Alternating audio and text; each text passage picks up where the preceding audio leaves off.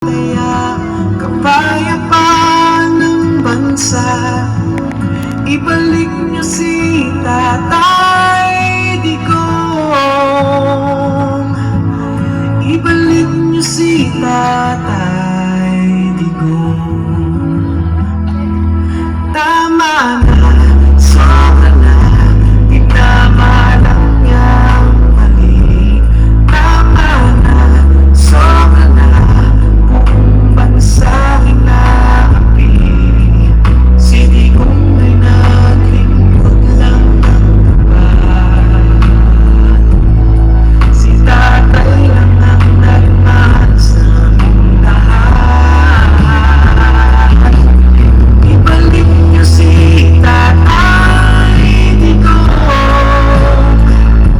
Walang sanang ikinulong, mayayain na kayo. Ibalik niyo si Tatay Digong.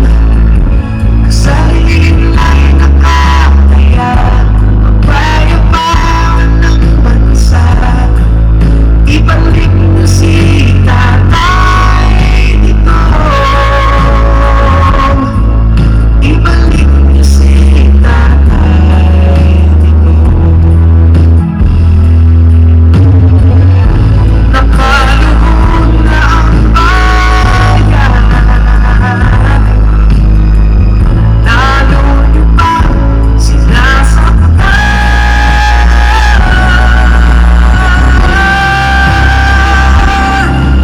Ibalik niyo si Tatay Digong.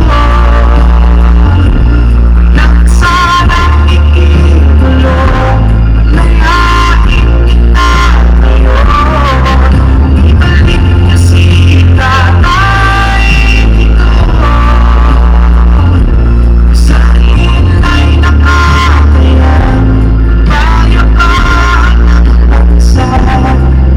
Ibalik niyo si Tatay Digong. Ibalik niyo si Tatay Digong. Ibalik niyo si Tatay Digong. Ibalik niyo si Tatay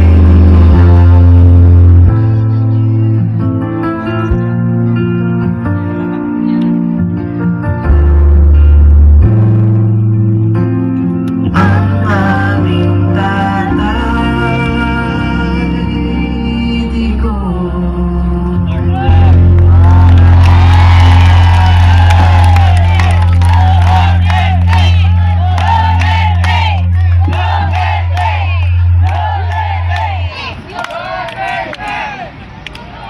Mga makabagong makapili ang nagbigay kay Digong sa Netherlands. Tayo po ay isang malayang bayan.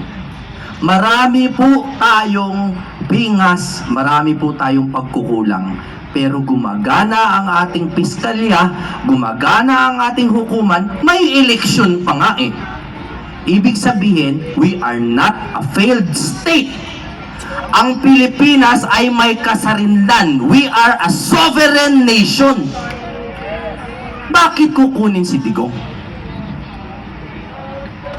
Pasalamat nga sila hindi tayo nag-aalsa. Bakit? Dahil si Digong po ay mapayapa na tao.